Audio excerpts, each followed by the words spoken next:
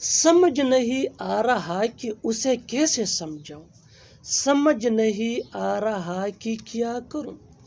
इन जुमलों में हम कह रहे हैं समझ नहीं आ रहा, इसके लिए आपको यूज करना होगा इंग्लिश में आई एम कंफ्यूज्ड।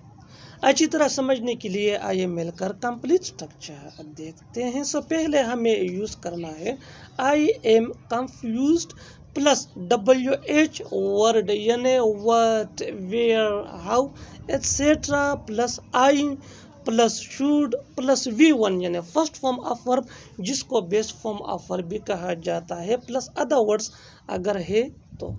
इस फार्मूले को अच्छी तरह समझने के लिए इस स्ट्रक्चर के साथ रिलेटेड कुछ एग्जांपल्स देखते हैं। इसी समय एग्जांपल फॉर्म बेटर अंडरस्टैंडिंग, समझ नहीं आ रहा कि उसे कैसे बताऊं, I am confused how I should tell him, I am confused how I should tell him, समझ नहीं आ रहा कि क्या करूं, I am confused what I should do, I am confused what I should do.